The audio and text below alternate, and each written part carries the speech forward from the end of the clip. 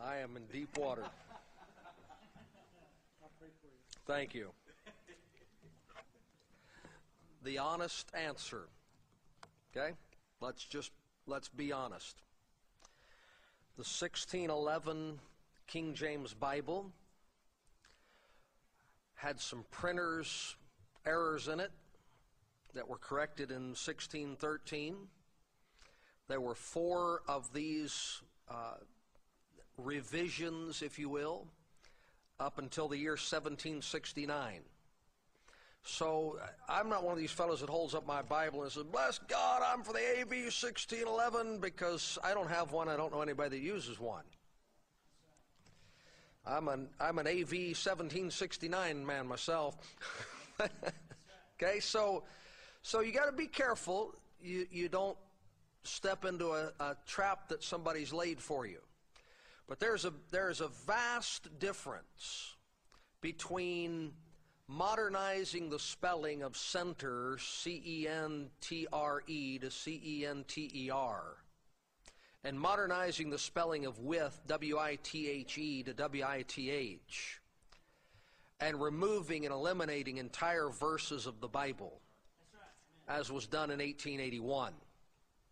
Now, the problem we run into is that from 1769 onward, there was some debate as to the number of spelling changes and punctuation changes that were to be made in the 4th revision of the King James Version.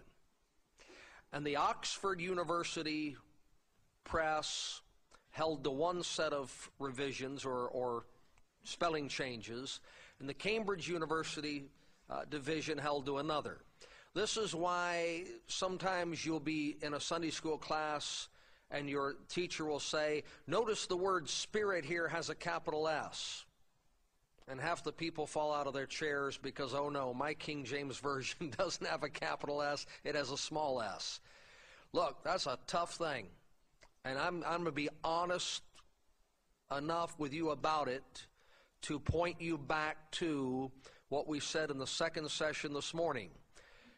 In the Greek manuscripts, all the words are completely capitalized or all the words are completely lowercase, depending on whether they're an uncial manuscript or a majuscule or minuscule manuscript. Okay, they're either all capital letters or all lowercase letters, and so the capitalization of words is strictly a matter of preference. Okay, is that fair enough? Now, here's something you do need to be aware of. There are Bibles being printed today by the Thomas Nelson Company that contain word and verse changes. For example, the book of Hebrews says that had Jesus given the people rest, that word is changed to Joshua. The Bible we have says Jesus, so that you would understand that Joshua of the Old Testament is a type of Jesus Christ of the New Testament. So I would I'd stay away from a Bible published by Thomas Nelson. I am not going to get into the argument over whether or not you have to have an Oxford Bible or a Cambridge Bible, because that's all the devil wants, is to just create confusion that can't be resolved over that issue. And you say, well, I'm just going to go out and get me a facsimile of the 1611 and preach from that. Well, have fun. Because I've seen one, and I've tried to read it without a V and without a J, and with S's and F's that you can't tell one from the other, and it's tough. But let me tell you something that some of you may remember being prior to 1960. Believe it or not, boys and girls, we didn't used to have computers in everybody's living room or everybody's office. I graduated from college in 1979 with a degree in journalism and never saw a computer. That's incredible when you think about it. But what these men used to do, I saw it in our hometown newspaper in 1968 on a school field trip.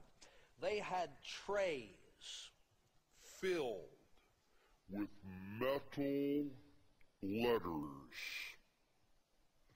and little lines of metal the length of the width of columns, would pick each individual letter up and lay it in that tray backwards, because you're going to print off that plate letter by letter by letter by letter.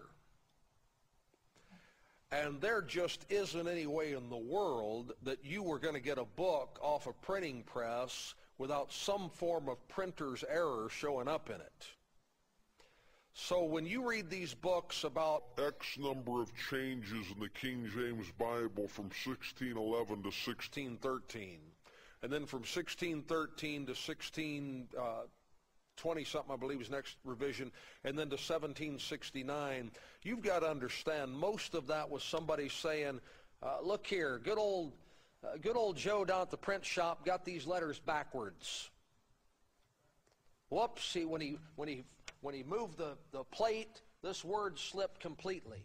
And I see that in Bibles today coming off a computer. I got a King James Bible. I don't know if it's this one or the one I read out of at home. And there's one page where the red letter verses didn't get printed. Well, look, that doesn't mean there's an error in my King James Bible. That means there was an error in the print shop the day that Bible was produced.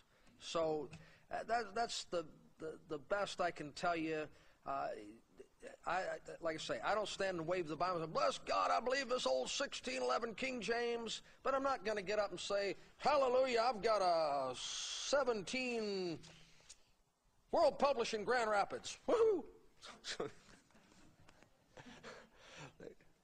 It's a tough issue. But this has been my experience. If somebody wants to fight about that, you're wasting your time with them anyway. If I could sit in a man's living room and show him the virgin birth is gone in Luke 2:33, the blood atonement is gone in Colossians 1:14, the ascension into heaven is gone in Luke 24. the deity of Christ is gone in 1 John 5:7. If he's not concerned about those four changes in his new Bible, there's not much I can do for him. And if somebody wants to get down to arguing about the spelling changes between 1611 and 1769, he's just looking to fight with you.